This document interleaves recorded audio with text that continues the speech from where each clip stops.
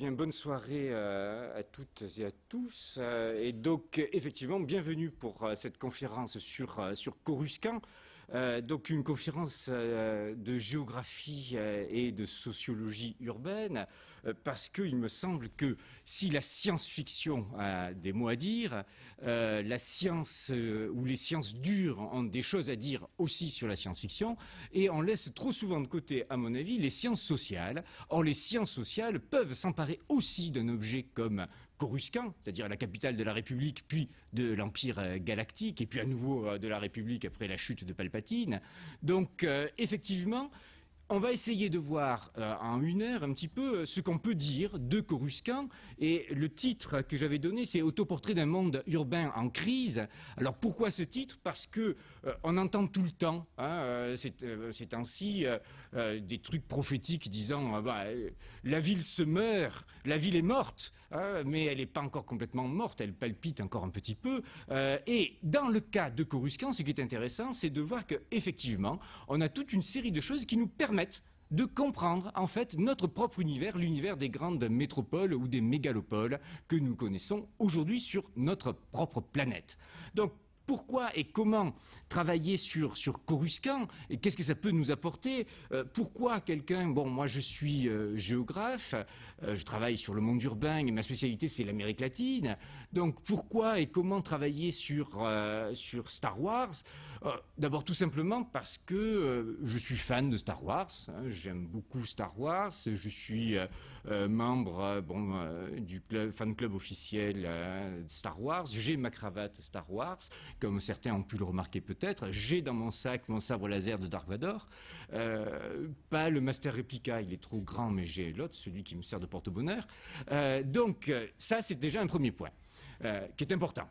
Deuxième point qui est tout aussi important, c'est qu'il y a des rapports très nets entre la science-fiction et l'Amérique latine.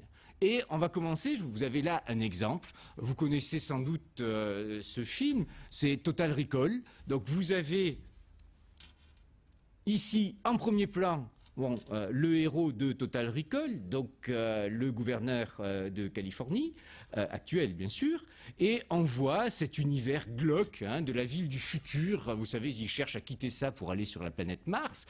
Donc vous allez dire, voilà, tout ça c'est un décor de science-fiction. Eh bien non, c'est pas un décor de science-fiction. Moi-même, je suis allé dans le futur. Voilà, à peu près du même endroit. Alors cette ville du futur, c'est quoi? C'est Mexico. C'est Mexico, et pour ceux qui connaissent Mexico, c'est la station de métro Insurgentes, donc qui est dans le centre même de la capitale mexicaine. Donc un rapport très net entre la ville du présent et la ville du futur par l'intermédiaire de Mexico. Il y a d'autres exemples, je crois, qui sont très importants, alors cette fois-ci liés directement à l'univers Star Wars. Vous vous souvenez peut-être de cette image. Nous sommes dans l'épisode 4, parce que je présume que l'Assemblée est partagée entre fans et ceux qui préfèrent les sciences sociales, et puis il y a les fans qui aiment les sciences sociales aussi.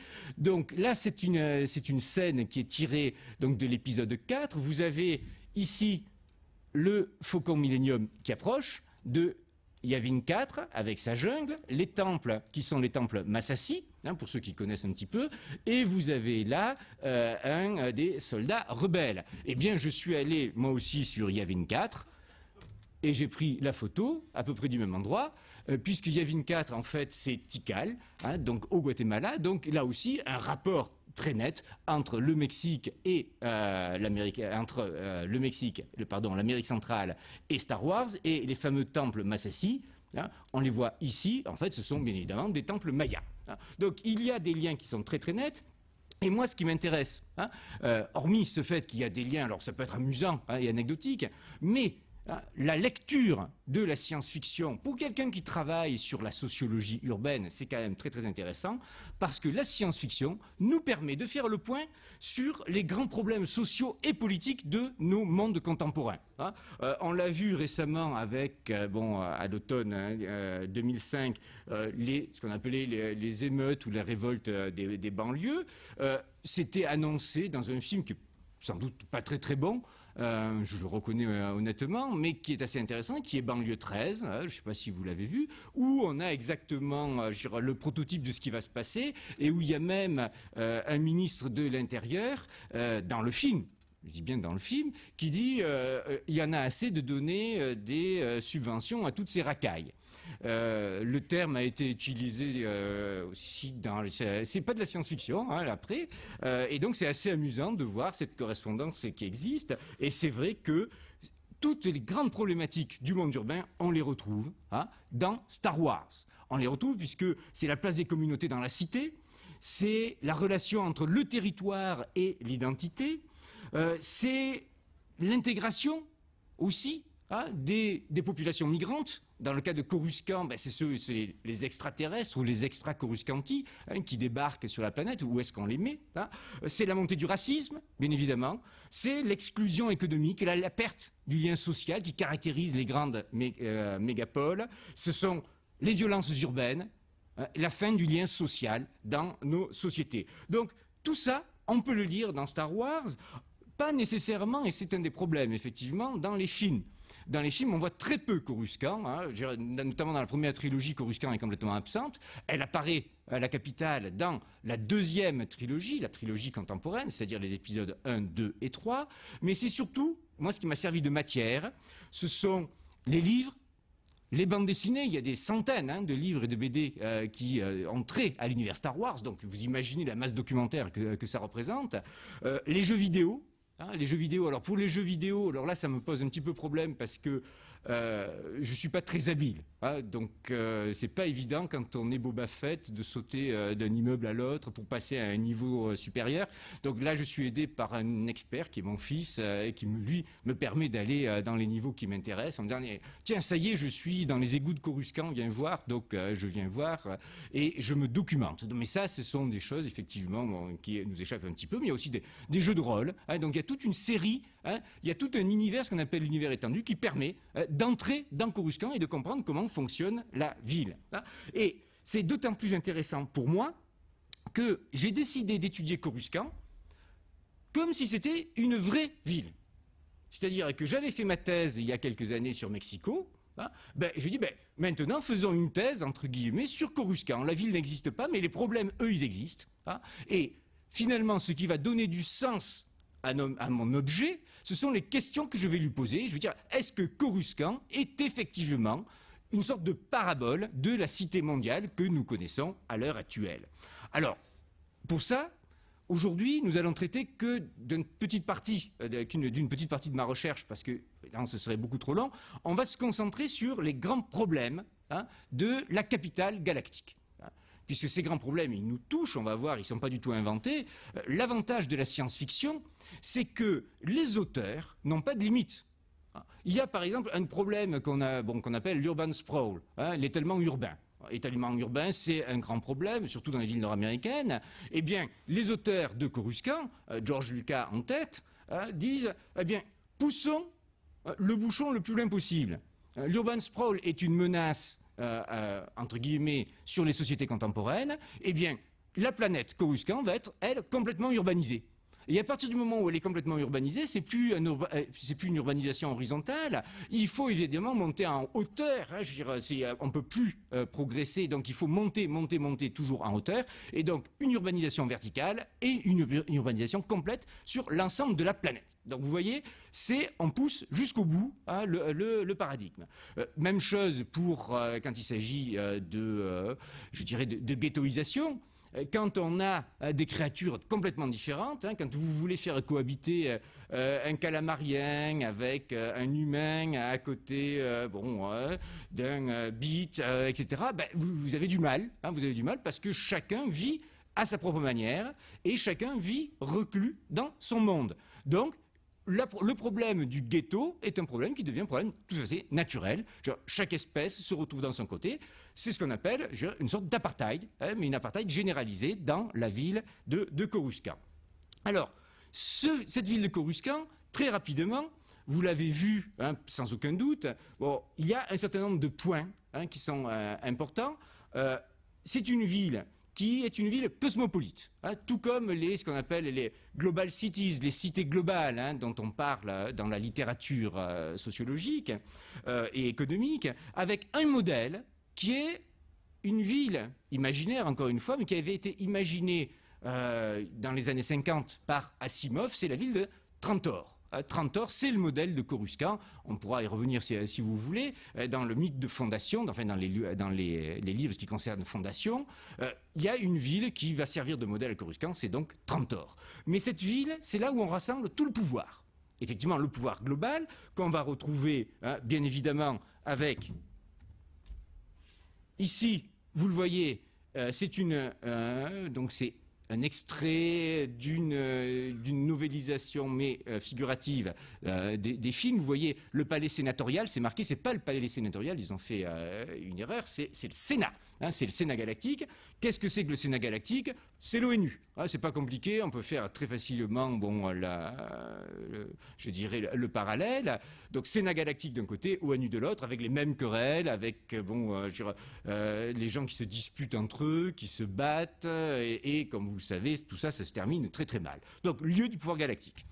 Un autre lieu du pouvoir galactique, hein, qui est ici, ceux qui le connaissent le reconnaîtront facilement, c'est un dessin préparatoire de Macquarie, qui est un de ceux qui ont conçu l'univers Star Wars, et ce que l'on voit ici, c'est le palais de l'empereur.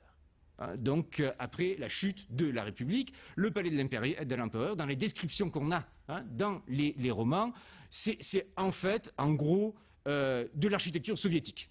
C'est l'architecture soviétique. J'ai la même chose avec le palais des arts et de la culture de Varsovie, la même chose à Moscou.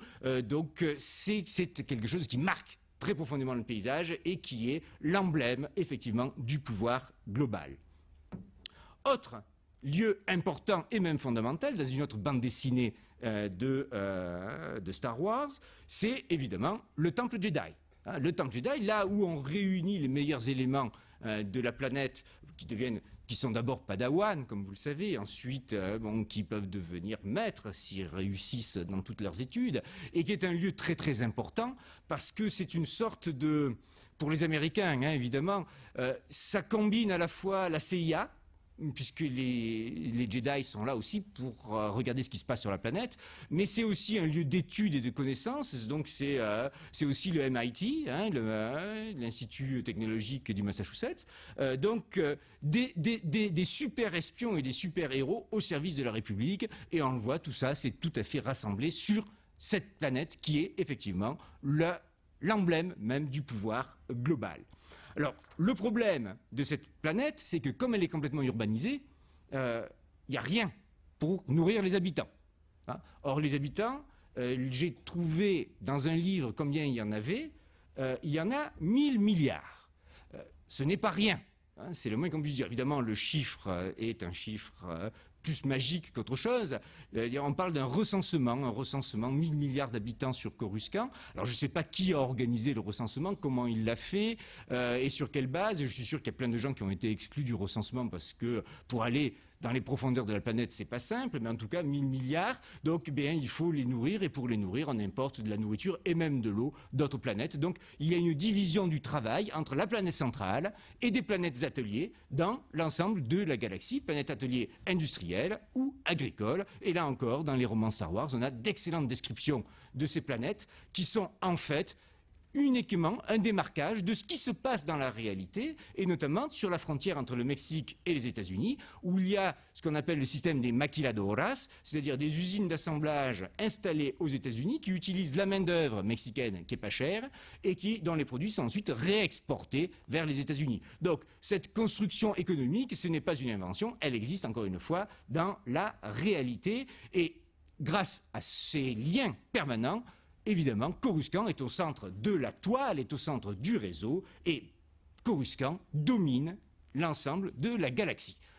Encore une fois, on pourrait faire une comparaison avec une grande puissance, une seule hyperpuissance qui domine l'ensemble de la planète.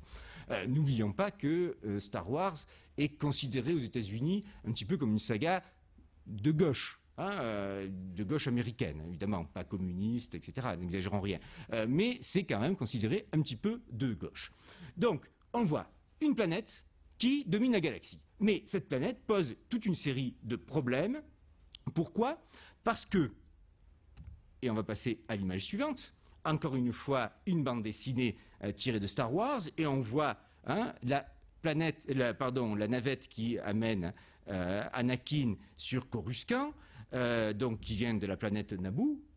Donc on voit ici la navette de la reine Amidala, et on voit le paysage urbain de Coruscant, on le voit en haut, et dans ce détail, on voit Coruscant. Excusez-moi pour mon anglais, je suis meilleur en espagnol. Donc, the entire planet is one big city. Toute la planète n'est qu'une seule ville, et une ville qui se développe de manière verticale, et dont le nom, en fait, Coruscant a un sens. Coruscant, ça veut dire briller, étinceler. Donc pourquoi briller, étinceler? C'est un mot latin, c'est le verbe corusco, coruscare, parce que de nuit, la planète brille tout le temps. Elle ne s'éteint jamais. Donc c'est un joyau étincelant qui illumine la galaxie. Hop, on le voit sur cette photo extraite d'un des films de la deuxième trilogie, de l'épisode 2, où on voit ici un vaisseau qui approche de la planète. C'est sur la face de la planète qui est là et dans l'obscurité, mais tout est lumineux et tout est éclairé. C'est une planète qui ne dort jamais. Et ce qui est assez intéressant sur cette planète, comme je vous l'ai dit, c'est que c'est un urban sprawl complètement généralisé avec des constructions verticales, et on le voit sur cette très belle illustration de Coruscant le jour. C'est très agréable de travailler avec un sabre laser rouge, celui de Dark Vador. Donc, vous voyez, Coruscant le jour, là, on le voit Coruscant à l'aube, et là, Coruscant le soir.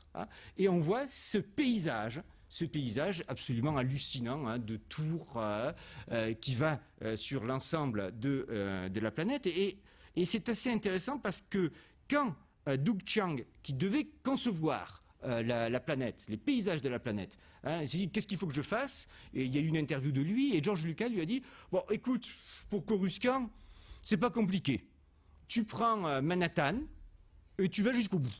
Donc il a pris Manhattan, il est allé jusqu'au bout. Effectivement, il y a pas mal d'images qui peuvent ressembler à Manhattan. Il y a certains édifices, notamment le Chrysler Building, qui est réutilisé dans certaines images de Coruscant. Mais il y a un seul endroit de la planète où on peut avoir une véritable vision d'un urbanisme vertical qui s'étend jusqu'à la fin de l'horizon. Et cet endroit, c'est pas Manhattan. Parce que Manhattan, comme vous le savez, avec l'Hudson River, etc., ça s'arrête. Il y a un endroit, c'est ici, c'est São Paulo. São Paulo au Brésil. Donc, où vous avez là, c'est une photo qui est prise depuis l'Edificio Italia, qui est un des plus hauts et qui est en plus sur une hauteur de São Paulo. Et on voit cet horizon bouché par les gratte-ciels. On se croirait réellement à Coruscant, sauf que les immeubles sont, on va dire, moins originaux sur le plan des paysages que les immeubles de Star Wars. Mais comme je vous dis, quand on fait de la science-fiction, on peut se permettre des fantaisies. Là, eh bien, on est contraint à un certain nombre de règles architecturales. Alors, on le voit, c'est une planète complètement urbanisée et une planète qui pose de gros problèmes. Nous, on le voit en ville, il y a quelques années, il y a même beaucoup d'années, quand Jacques Chirac était maire de Paris, il avait dit pour ma prochaine mandature, je me baignerai dans la Seine. Il ne s'est toujours pas baigné dans la Seine. Et à mon avis, il vaut mieux pas. D'ailleurs, je ne sais pas qui pourrait s'y baigner, à part quelques rats qui peuvent survivre. Mais ça pose un vrai problème, parce que le problème de la nature en ville, il est généralisé. Et grâce à Coruscant, ce problème est mis en évidence, puisque il n'y a plus de nature à Coruscant. Enfin, si, il reste une nature. Il reste le mont Manarei. Le mont Manarei, c'est le plus haut sommet de Coruscant. Et le voici. Là, il est là. Vous voyez, ici. Voilà, c'est ce qui reste du mont Manarei à Coruscant. Évidemment, toute la planète, il y a une sorte d'énorme couche de béton et d'acier qui couvre la planète. Et alors, c'est un des endroits merveilleux de Coruscant parce qu'il y a toute une série d'hôtels très très riches et de restaurants. Et les gens riches viennent manger pour regarder ce qui reste du plus haut sommet de la planète. Et là, c'est protégé, c'est un territoire protégé, alors qui n'est pas protégé par la municipalité ni par le pouvoir. On ne sait pas comment est gouverné Coruscant. Il n'y a rien dans les livres. Il n'y a rien qui explique comment est gouverné Coruscant. En fait, là, dans les romans Star Wars, il nous est bien expliqué que c'est une secte d'écologistes qui surveille ce qui reste de cette termitière et qui est là pour abattre tous ceux qui voudraient prendre un petit morceau, un petit caillou, un petit gravier souvenir et le ramener à la maison. Donc voilà ce qui reste de la nature à Coruscant. Et ça, c'est quelque chose qu'on retrouve un petit peu partout. Et moi, quand j'ai fait mes travaux sur Mexico, je me suis heurté au même problème. 1950, le centre de Mexico, enfin le péricentre de Mexico, on voit ici ce qu'on appelle le monument à la raza, et ici le Rio del Consulado. Donc une petite rivière, qui n'était pas très propre en 1950, mais enfin qui avait le mérite d'exister. J'ai essayé de la retrouver, j'ai pas pu. Voici à peu près du même endroit pour prendre la photo. Tout est enterré. Et pour les Mexicains à l'heure actuelle, le Rio del Consulado, ça n'existe pas. C'est une avenue et c'est une autoroute. Donc on voit un problème qui est un problème central. Et comment font les gens à Coruscant pour aborder la nature? La nature, elle n'existe plus. Alors on va dans des holozoos, c'est-à-dire des zoos avec des hologrammes où on représente des animaux qui ne sont pas des vrais animaux puisque ce sont des images en 3 dimensions. Et puis il y a un endroit qui est superbe qui s'appelle le Sky Dome. Et dans le Sky Dome, c'est au sommet d'une des grandes tours de Coruscant. Là, il y a la vraie nature avec de vrais arbres, avec de la vraie herbe et de vrais animaux. Et les gens peuvent faire le tour du Sky Dome en regardant ce qui existait sur la planète avant et même de la nature sauvage, entre guillemets, qui existe sur d'autres planètes. Mais ça, ce n'est pas une invention non plus. Le Sky Dome, il existe. Le voici. Pour ceux qui sont allés à Montréal, ça s'appelle le Biodôme.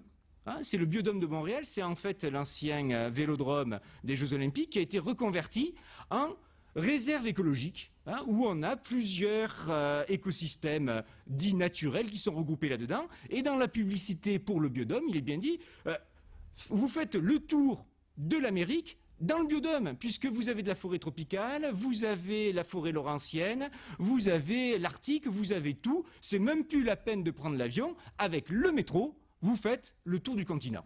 Eh bien, donc le Sky Dome, l'idée qui est inventée dans Coruscant, c'est pas inventé. C'est une démarcation directe du Biodôme, puisque le livre dans lequel on parle pour la première fois du Sky Dome de Coruscant, c'est un livre qui a été publié 2 ans après l'inauguration du Biodôme. On le voit, encore une fois, la correspondance entre la réalité et la fiction paraît évidente. Autre problème lié à la mégapole. Problème qui est récurrent, on nous le dit dans tous les romans et on le voit aussi dans les images. Qu'est-ce qui se passe ? Donc on a, là c'est une autre BD, on le voit, on est sur Coruscant, ou pas, ici, et la circulation. Terrible, la circulation à Coruscant, c'est bien spécifié, c'est tout le temps encombré. Alors évidemment c'est encombré sur plusieurs niveaux, puisque ce sont des airspeeders qui circulent. Mais donc il y a des circulations avec des embouteillages permanents. Alors je suis entré, parce que moi, ce qui m'intéressait, c'était pas de rester à la surface des images, c'était d'entrer dans la ville de Coruscant. Donc, grâce à tous ces écrits, à toutes ces bandes dessinées, je suis entré dans Coruscant et j'ai des gens qui se plaignent. On ne peut plus circuler à Coruscant. C'est encore pire que sur le périphérique. Donc, et ça, c'est à toute heure du jour et de la nuit. Donc, encombrement. Et qui dit encombrement dit congestion, que l'on retrouve dans d'autres mégapoles modernes. Et là, on retourne à São Paulo, et qu'est-ce que nous avons ici? Quelque chose qui est typique de São Paulo, qui a maintenant le 2e parc au monde d'hélicoptères, c'est que pour échapper aux encombrements, on passe par la voie des airs. Et ceux qui sont allés à São Paulo peuvent se rendre compte qu'effectivement, il y a un balai d'hélicoptères en permanence à São Paulo qui font que la ville est complètement déconnectée. Il y a ceux qui sont en bas, bien évidemment, et qui circulent en voiture. Alors en plus, on dit c'est dangereux, etc. Non seulement il y a des encombrements, mais en plus, c'est très dangereux. On peut se faire attaquer, on peut se faire enlever, on peut se faire rançonner, tout ce qu'on voudra. Donc prenons l'hélicoptère, et les gens, qu'est-ce qu'ils font? Ils sont dans leur résidence fermée, ils prennent leur hélicoptère, qui les déposent sur le sommet de l'immeuble où ils travaillent. Ensuite, ils reprennent l'hélicoptère et ils rentrent chez eux. C'est-à-dire qu'ils sont complètement déconnectés. Il y a une déconnexion complète, une perte, encore une fois, du lien social dans la capitale économique du Brésil. Alors, ça, c'est un problème. Problème qui va avec, c'est la pollution atmosphérique. Bien évidemment. Avec tous ces engins en circulation, l'air est très pollué. Et qu'est-ce qui se passe? Évidemment, c'est dans les hauteurs, finalement, qu'on a l'air qui est le meilleur. Et ça va expliquer la hiérarchie sociale à Coruscant. D'ailleurs, non seulement l'air est pollué, mais on va prendre des mesures. Alors, comme on est dans un système qui est un système plutôt nord-américain, on ne dit pas on va limiter la pollution. Non, the American way of life is not negotiable. Donc ça, c'est un président américain qui l'a dit. Donc c'est pas négociable, on ne peut pas négocier l'American way of life. Donc à Coruscant non plus, on ne négocie pas. Donc qu'est-ce qu'on fait? Il y a dans l'atmosphère, dans les couches hautes en altitude de Coruscant des petits satellites qui sont là pour absorber le gaz carbonique en trop et pour diffuser de l'oxygène. Donc c'est la technique qui répond aux problèmes posés par la pollution.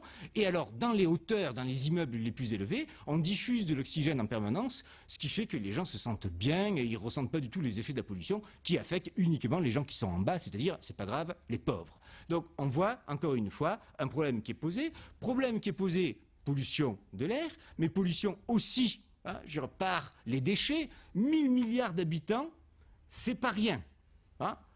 Ça produit des milliards de tonnes de déchets solides par jour. Alors qu'est-ce qu'on en fait? C'est expliqué, là encore une fois, dans Coruscant. Il y en a certaines catégories des déchets qui sont traités. Il y a d'énormes fosses dans Coruscant avec d'énormes lombrics qui bouffent tout ça, qui le digèrent et qui en fait une sorte de pâte dont on ne sait pas trop que faire après. Les déchets les plus dangereux, on les expulse et on les envoie sur d'autres planètes. Alors là, encore une fois, c'est de la science-fiction. L'idée même de prendre un déchet dangereux, de le faire flotter et de le balancer dans un pays pauvre où il sera démantelé, ça ne nous viendrait pas du tout à l'idée. Parce que là, c'est de la science-fiction, donc évidemment, on peut le faire, on l'envoie sur une autre planète. C'est pas du tout quelque chose d'original pour Coruscant. Ceux qui connaissent un petit peu la science-fiction connaissent aussi j'espère, les aventures de Valérian et de Laureline. Eh bien, dans Valérian et Laureline, nous avons là aussi une planète qui est Zomuc. Zomuc est stérile et sa population, on le voit, n'a pas trouvé d'autre moyen de subsistance que d'en faire la décharge publique du cosmos. Eh bien, il y a une planète, par exemple, qui s'appelle Bonadan dans Star Wars, qui est exactement l'équivalent de Zomuc. Et là, encore une fois, c'est pas une invention. C'est pas une invention, parce que tous les gens qui vivent à Zomuc vivent là-dessus, vivent sur ces immenses tas d'ordures. On a tous vu à la télévision exactement la même chose. Je vous montre un extrait. Là, on est à Mexico. C'est la décharge de Santa Fe qui a été fermée depuis. Donc, où on a les pepenadores qui travaillent. Ils trient les déchets, mais ils y vivent. Vous avez leurs petites cabanes qui sont là, donc les gens vivent. Alors, ils ont été expulsés et maintenant c'est devenu un centre commercial de luxe. Je trouve que le paradoxe est assez intéressant. Comment on passe de l'endroit le plus pourri de Mexico à l'endroit le plus chic, parce que maintenant, si vous voulez frimer à Mexico, il faut dire j'habite à Santa Fe, alors qu'il y a 20 ans, si vous disiez j'habite à Santa Fe, on vous ouvrait pas la porte. L'effet d'adresse était meurtrier en ce qui concerne ses habitants. Mais on le voit, encore une fois, la science-fiction ne fait que parler de nos problèmes. Et ces problèmes sont des problèmes aussi, et peut-être avant tout, des problèmes sociaux. Problèmes sociaux, pourquoi ? Parce qu'il y a une très forte opposition à Coruscant entre riches et pauvres. Alors comment se fait cette opposition? Elle se fait en suivant un modèle qui est le modèle, je dirais, de base pour tous les films de science-fiction. Ce modèle de base, c'est Metropolis. Metropolis de Fritz Lang, ceux qui connaissent, donc qui sort fin 1926 et dont l'action se passe effectivement en 2026. Dans Metropolis, pour ceux qui s'en souviennent, qu'est-ce qu'on a? On a une division sociale très forte entre le haut et le bas de la ville. Dans le haut vivent les élus, les seigneurs, ceux qui dirigent la ville.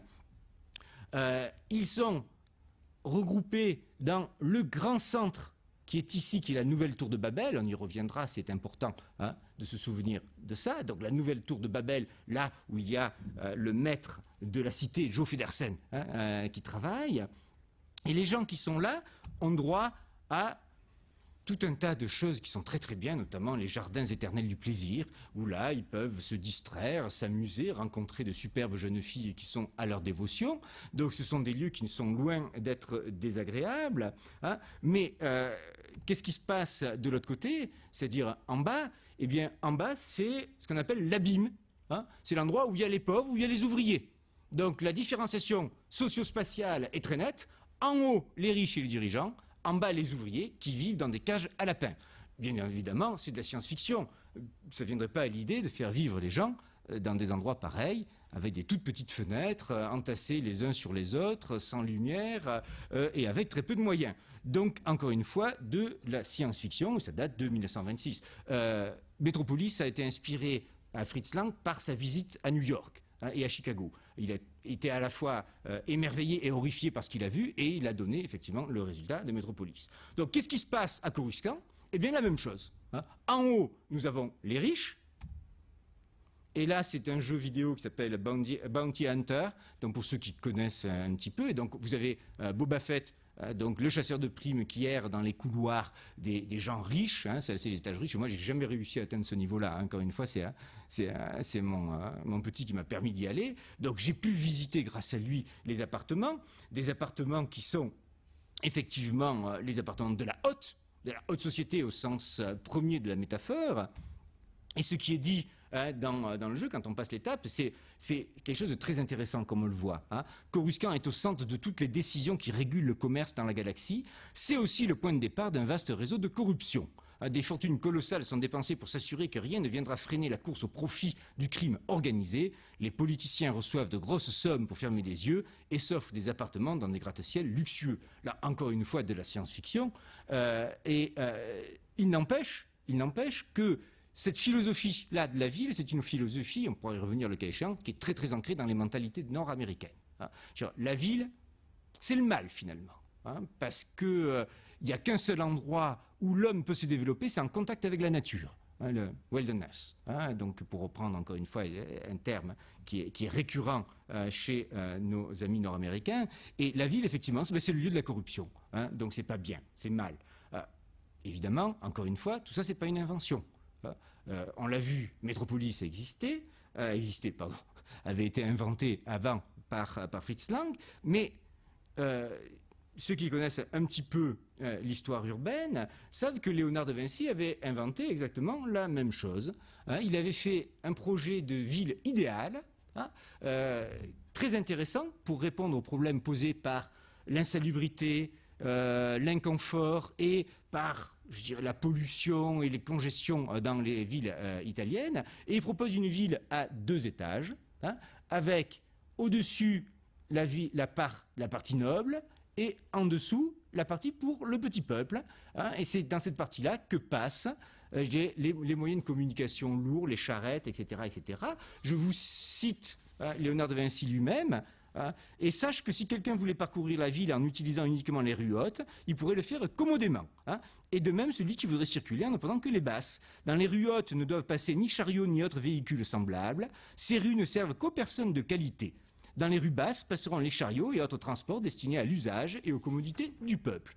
Donc, encore une fois, une ville idéale qui marque bien la différence socio-spatiale entre riches et pauvres. Alors, en bas, qu'est-ce qu'il y a? Si en haut il y a les riches, eh bien en bas, effectivement, il y a les pauvres, il y a les misérables, qu'on voit très peu dans les films. Hein. Ceux qui ont vu l'attaque des clones savent que là, on est dans le quartier des plaisirs de Coruscant, on est très en dessous, très en bas de la ville. Hein. Mais finalement, tout ça, c'est assez édulcoré. On voit pas. Alors que dans les romans, on a des descriptions absolument atroces, épouvantables, hein, des bas-fonds de Coruscant, bas-fonds qui se situent à plusieurs kilomètres en dessous de la surface, c'est-à-dire de l'endroit où il y a le sommet des gratte-ciel. Là, il n'y a plus de lumière, hein, l'air, il est poisseux, tout est sale, tout est pourri, et puis, bien évidemment, c'est très dangereux de vivre là-dedans. Et pourtant, encore une fois, ce n'est pas une invention. La hiérarchie socio-spatiale entre le haut et le bas, elle existe. Et je vous donne un exemple là avec São Paulo, encore une fois. On est à São Paulo et qu'est-ce qu'on voit? On voit très bien la différenciation socio-spatiale. Vous avez les riches qui vivent dans les grandes tours. C'est un statut supérieur de vivre dans une tour. Hein. Vous avez l'habitat social qui est ici avec des immeubles qui sont plus petits et vous avez la favela qui est en bas. Donc le haut et le bas et avec des connexions. Bien évidemment, il ne faut pas croire que la favela, elle est complètement isolée. Non, c'est pas un vrai ghetto. Les gens peuvent sortir de la favela, hein, et notamment pour aller travailler dans les immeubles des riches, comme Bonne, pour les services domestiques, etc. C'est très très utile d'avoir la main-d'œuvre juste à côté. En revanche, je peux vous assurer que ce qui se fait dans un sens, c'est-à-dire à sortir, se fait rarement dans l'autre. C'est-à-dire que les gens qui habitent là n'ont pas du tout envie d'aller se promener ici. Et d'ailleurs, ils n'ont pas intérêt à le faire, honnêtement. Hein, et ils ne le font pas. Chacun reste raisonnable. Et ils ont raison. Donc, on voit riche, pauvre, haut, bas. C'est une dialectique permanente, mais qui n'est pas, encore une fois, une invention de la science-fiction. Le problème le plus grave, c'est que dans les bas-fonds de Coruscant, il n'y a plus de loi. Ce sont des territoires de non-droit. Hein, pour reprendre encore une fois une expression de science-fiction, qu'est-ce qu'on trouve dans ces bas-fonds? Des bandes, hein, des bandes organisées de jeunes désœuvrés, des gangs, hein, donc, et on a une description très intéressante dans un des petits romans. Il y a Han Solo, donc vous savez, c'est l'ami de Luke Skywalker, celui qui tombe amoureux de la princesse Leia, et puis qui va l'épouser, hein, je vous rassure. Et pour ceux qui n'ont pas lu la suite de la saga, je peux leur dire qu'ils auront 3 enfants en plus, hein, Jacen, Jaina, qui sont jumeaux, et Anakin, le petit dernier. Donc on voit, toute la famille se constitue, mais avant de se marier, Yann Solo a tout un tas d'aventures, et à un moment, il se retrouve dans les bas-fonds de Coruscant, hein, et voilà ce qui lui arrive, je cite, hein, quand il sortit de la cabine, les rues étaient sinistres et humides, un gang d'adolescents avança vers Yann. Hein, il avance, et le chef c'est quoi? C'est quelqu'un qui est brun, qui a les cheveux noirs, gominés, et en gros, qui est un latino. Donc c'est le prototype du gang latino par excellence, et c'est pas un hasard. J'ai fait mon petite enquête pour savoir pourquoi il y avait cette présence récurrente des gangs, hein, et des gangs latinos, notamment dans Star Wars, même si c'est pas dit de cette manière, bien évidemment. Eh bien, on a comptabilisé, hein, les derniers chiffres que j'ai pu obtenir. C'est ceux de décembre 2005, donc c'est récent. Hein. Pour la seule municipalité de Los Angeles, la police a recensé 463 gangs, dont 246 étaient hispaniques, et qui rassemblaient presque 40 000 membres, dont plus de 20 000 latinos. Donc c'est pas rien. Hein, et on comprend pourquoi ça fait peur, hein, à l'habitant, je dirais, classique, normal, entre guillemets, de Coruscant, puisque ces gens-là sont des menaces pour la sécurité publique, et on le retrouve un petit peu partout à l'heure actuelle, les 2 grands gangs, hein, qui se diffusent. Hein, c'est 18th Street, donc 18e rue, qui est devenue en Amérique latine la Mara 18, hein, et l'autre grand gang qui est Salvatrucha. Hein, qui regroupe des dizaines de milliers de jeunes qui se livrent à des trafics, on va le dire, qui sont peu avouables. Et quand il y a justement Jacen et Jaina, qui dans un roman pour adolescents, descendent dans les bas-fonds de Coruscant parce qu'ils ont un ami, hein, qui vit là, le jeune Zek, et donc ils descendent et puis ils voient des choses, ils voient notamment des tags, des graphes, etc. Et donc on leur explique ce que c'est.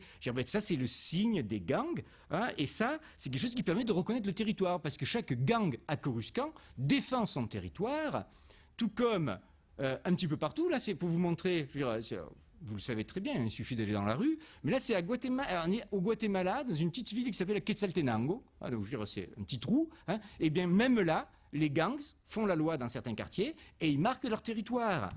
Si vous allez ici à San Francisco, hein, vous avez ces inscriptions-là, LNS Toro X4. Mais qu'est-ce que ça signifie? Ça a un sens. Ça marque le territoire. X4, qui est ici, ça veut dire 14. 14, ça veut dire quoi? Ça veut dire que c'est les norteños. c'est ceux du Nord, parce que c'est leur chiffre, c'est 14. Hein, parce que 14, c'est N, c'est la 14e lettre de l'alphabet. Hein. Ce que vous avez ici, c'est LNS, ça signifie les Locos North Side, donc les fous du côté nord. Hein, et là, c'est Toro, c'est le nom du gang member. Donc on a toute une série de choses qui marquent le territoire. On l'a dans Star Wars parce que finalement ce n'est qu'un démarquage des réalités sociales des mondes contemporains. Dans cet ensemble-là, bien évidemment, qu'est-ce qui reste comme place pour les espaces publics? Il ne reste pas grand-chose. Les espaces publics, ils agonisent. Il n'y a plus personne qui va dans la rue. D'ailleurs, il n'y a plus de rue à Coruscant. Ça n'existe plus, à part dans les bas-fonds. Et d'ailleurs, quand Anakin, à un moment, descend dans les bas-fonds, il est très étonné, il découvre les rues. Il marche dans des rues, il voit qu'il y a des gens dans la rue et qu'on peut parler avec ces gens. Alors que normalement, on ne passe pas. Tous les gens sont enfermés et parlent uniquement entre eux. Alors d'ailleurs, ils trouvent que c'est très très désagréable parce qu'en plus, comme ce sont des pauvres, ils mendient.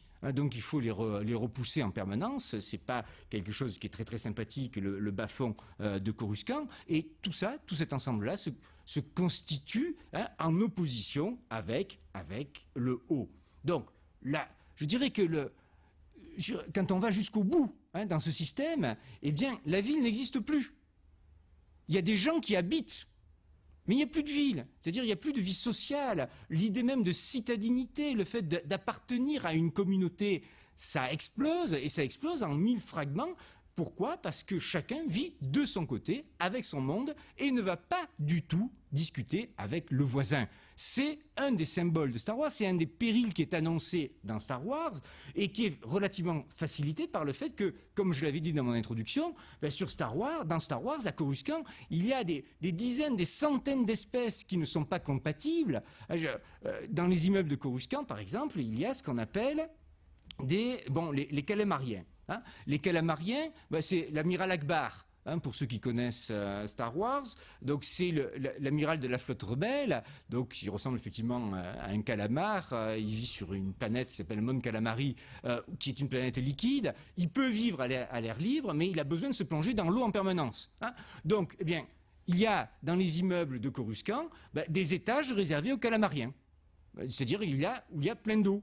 Donc évidemment, si vous ouvrez la porte, vous ne pouvez pas ouvrir la porte, évidemment, parce que donc c'est plutôt des trappes qui permettent d'accéder à ces étages. Vous vous retrouvez noyé. Donc la séparation, je dirais, est naturelle. Et là, on se retrouve dans un système qui est tout à fait la continuité de ce que les Nord-Américains eux-mêmes avaient étudié, avec par exemple, dans les années 20, ce qu'on appelait l'école de Chicago. L'école de Chicago, c'est une école de sociologie donc à Chicago, d'où son nom, donc, où ils ont étudié le développement des quartiers et notamment les divisions ethniques. Alors, comment ça se passe avec d'un côté les Blancs, de l'autre les Noirs, les Italiens, l'Italie, tout ce qu'on voudra. Comment les gens passent de l'un à l'autre? Et ils ont inventé un terme qui s'appelle l'écologie urbaine, en disant finalement, dans une ville, les gens qui se déplacent de quartier à quartier se déplacent exactement comme les espèces végétales ou animales dans un écosystème. Il y a des gens qui gagnent et des gens qui perdent. Des gens qui vont se succéder les uns aux autres. Qu'est-ce qui se passe quand il y a quelqu'un qui vient, une espèce envahissante? Eh bien, les autres vont partir. Et l'espèce envahissante va s'établir. Et c'est quelque chose qu'on retrouve fréquemment dans la science-fiction, pas uniquement dans Star Wars. Il y a des textes qui sont très, très, très beaux de Philippe K. Dick. Il y a une petite nouvelle de Philippe K. Dick, vous savez, celui qui a fait Blade Runner. Donc il y a une petite nouvelle dans un recueil qui s'intitule Immunité et autres mirages futurs, qui s'appelle James P. Crow. James P. Crow, c'est l'avenir de la Terre, où il y a deux espèces. Il y a les robots et les humains. Ce sont les robots qui sont au sommet et les humains qui sont en bas. Et les humains voudraient bien monter, mais les robots sont tellement forts, tellement intelligents qu'ils ne peuvent pas, jusqu'à ce qu'il arrive justement James P. Crow, qui lui va réussir à renverser la tendance. Et il y a des trucs qui sont très très intéressants dedans. Notamment, il parle d'un quartier donc de la ville, qui était, dit-il, un très beau quartier avant. Avant quoi? Bien, c'était d'abord un quartier de robots, donc un beau quartier. Et puis un jour, il y a un humain qui s'est installé. Alors un humain s'est installé sur quelqu'un d'inférieur. Donc ses voisins sont partis. hein, et le prix du mobilier a chuté. Donc les robots n'ont pas acheté. Qui a pu acheter? Ce sont les humains. Donc il y a d'autres humains qui sont achetés, qui ont acheté, qui sont installés, qui ont fait encore une fois encore plus baisser le prix du foncier, jusqu'à ce que les robots s'en aillent complètement. Donc ça, c'est une nouvelle qui sort dans les années 50, James Pickrell, et qui n'est qu'un démarquage des études de l'école de Chicago, qui disent exactement la même chose sur certains quartiers blancs, qui sont très très bien, très sympathiques. Et puis un jour, il y a un noir qui arrive. Et puis alors, évidemment, ça c'est... Ah, mince, qu'est-ce qu'on va faire? On vend, parce que ça va faire baisser le loyer. Hein, et effectivement, petit à petit, il y a compétition territoriale et je dirais, un changement de possession du territoire par une nouvelle catégorie ethnique. Donc, encore une fois, la science-fiction ne fait que s'inspirer de la réalité sociale, et là, en ce qui concerne Philippe K. Dick, la réalité sociale de Chicago, parce qu'il a les études, il les a lues, les études, c'est quelqu'un qui était instruit, donc il s'est inspiré de ces études pour parler de James Pickrell et de l'opposition robot-humain, qui n'est qu'une transposition de l'opposition blanc-noir dans l'Amérique raciste des années 20 jusqu'aux années 50. Je ne veux pas dire qu'après tout se soit amélioré, mais enfin bon, il y a eu quand même des progrès réalisés. Donc, les gens à Coruscant, eh bien, ils vivent effectivement dans des gratte-ciels. Ces gratte-ciels sont fermés parce que l'extérieur c'est dangereux. Et ça, on a toutes les explications dans les romans. Et ça va même plus loin. À l'intérieur des gratte-ciels, dans un des romans, c'est spécifié, à partir du 12e ou du 12e étage, il y a une dalle qui est installée, ce qui fait que les gens du dessous ne peuvent plus passer au-dessus. C'est-à-dire, c'est ce qu'on pourrait appeler véritablement la mort de l'ascenseur social. On ne peut plus passer du bas vers le haut, on ne peut plus progresser. C'est bloqué. Le système est complètement bloqué pour protéger les gens qui sont au-dessus des envies, évidemment, de ceux qui sont en dessous. Donc, un problème qui est posé, là, le problème de, je dirais, de la fabrication progressive des ghettos. Fabrication progressive des ghettos que l'on va retrouver dans le mot même qui va caractériser l'urbanisme de Coruscant, qui est monade. Ce sont des monades, ces immeubles fermés sur eux-mêmes. On pourra y revenir le cas échéant dessus pour expliquer le terme, mais je vous explique, j'ai un texte qui est tiré d'un des romans de Star Wars, et voilà ce qu'on dit sur la monade. L'immeuble dans lequel Darsha avait échoué était une monade, une tour de près d'1 kilomètre de haut, entièrement équipée pour vivre en autarcie. Bien plus qu'une résidence, l'énorme structure, comme tant d'autres qui poussaient à la surface de Coruscant, contenait toutes les installations nécessaires au confort de ses occupants. Appartements, magasins, cultures hydroponiques et même des jardins publics intérieurs. Darsha savait que la plupart des gens pouvaient passer leur existence tout entière dans un complexe comme celui-ci. Beaucoup pratiquaient le télétravail via le réseau Holonet pour des entreprises qui se trouvaient à l'autre bout de la planète et ne s'aventuraient jamais à l'extérieur. Donc un monde qui devient un monde complètement clos, où les gens s'enferment les uns sur les autres et qui là s'inspire d'un roman antérieur, un roman de Silverberg que les spécialistes de science-fiction connaissent peut-être, qui s'intitule « Les monades urbaines », qui a été publié en 1971, sous le titre original de « The World Inside », c'est-à-dire le monde intérieur. Et effectivement, chaque monade est un monde intérieur, et c'est l'extérieur qui est le danger pour les habitants. Bien évidemment, dans ce contexte, l'ennemi pour Silverberg, c'est celui qui a pensé l'idée même de la monade architecturale, c'est-à-dire Le Corbusier avec sa cité radieuse. La cité radieuse, c'est surtout ce qu'il ne faut pas faire si on veut faire la ville du futur. Alors là, c'est encore une fois un débat évidemment entre les anciens et les modernes sur la ville. Cette ville, effectivement, la ville de Coruscant, la ville planète, où tout est séparé, et où, avec l'empereur, bien évidemment, quand l'empereur arrive au pouvoir, les tensions sociales et surtout les tensions raciales s'exacerbent parce qu'il établit une sorte de racisme pro-humain et il crée de véritables ghettos pour les non-humains. Il y a un secteur qui s'appelle l'invisec, c'est-à-dire le secteur invisible, où sont rassemblées les populations non humaines parce qu'on ne les veut pas, elles sont considérées comme indésirables, notamment dans les beaux quartiers, c'est-à-dire au-dessus. Donc cet invisec, ça existe. C'est un véritable ghetto au sens premier du terme, et c'est la matérialisation de cet univers qui est un univers complètement coupé où les gens n'ont plus envie de communiquer entre eux. Je terminerai sur une chose qui me paraît essentielle. C'est que l'image de Coruscant, c'est l'image finalement de la ville maudite. Et qu'on va retrouver, là, excusez-moi, c'est un des quartiers, un de ces fameux quartiers fermés, hein, quand on parle de quartiers fermés à Coruscant, c'est pas une invention, là non plus. Hein. Vous avez quelque chose qui s'est beaucoup développé aux États-Unis, qu'on appelle les gated communities, hein, donc les communautés fermées, et qui s'est répandu en Amérique latine, au Mexique ou ailleurs, sous le nom de condominios cerrados. Et là, ce que l'on voit ici, eh bien, c'est justement cette expression, hein, de la communauté fermée.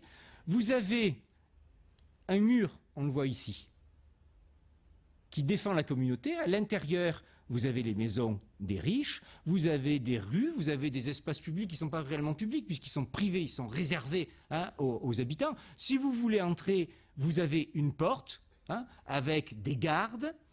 Il faut dire pourquoi vous rentrez, dire chez qui vous allez. Hein, il faut montrer son passeport, le cas échéant, quand vous êtes étranger. Et la ville, elle est de l'autre côté. Le danger est à l'extérieur, un petit peu comme à Coruscant.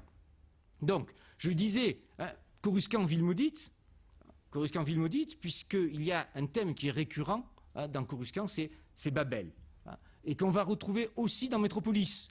Métropolis est placé sous le signe de Babel, le Métropolis de Fritz Lang. On l'a vu au début, hein, avec la nouvelle tour de Babel, qui est là où est le maître de la cité. Eh bien, quand Maria, la jeune institutrice, essaye de donner de l'éducation aux ouvriers en leur disant mais finalement vous êtes exploités, mais ça va changer, elle donne l'exemple de la tour de Babel. Regardez, hein, regardez ce qui s'est passé, et finalement on a défié les cieux et la tour s'est écroulée. Mais cette image de la tour de Babel est une image qui hante, hein, les esprits, et à la fin de Métropolis, pour ceux qui l'ont vu, il y a des panneaux, hein, qui passent en permanence, où on dit l'apocalypse approche, hein, la mort plane sur la ville. Ce sont des panneaux qui sont donnés pour être lus, hein, et c'est assez intéressant. Ceux qui ont vu avec attention le film Métropolis voient que le jeune Frédère, qui est le fils du maître de la cité, au moment où tout commence à s'écrouler, où il y a la révolte, hein, il est tranquillement installé et il lit un livre. Ce livre, c'est l'Apocalypse selon Saint Jean. C'est pas un hasard non plus, bien évidemment, parce que l'Apocalypse, donc c'est la mort d'un monde, et peut-être un avenir meilleur, en tout cas en ce qui concerne Métropolis. Eh bien, tous ces ingrédients de la tour de Babel, hein, on le retrouve à Coruscant et à son modèle qui est New York. L'architecture verticale, bien évidemment. Hein. On a aussi le pouvoir global. Tour de Babel, Babylone, pouvoir global, avec Coruscant aussi, et New York, la ville globale par excellence. Et puis la langue universelle. Hein. À Coruscant et sur l'ensemble de la galaxie, on parle une langue universelle, c'est le basique. Hein.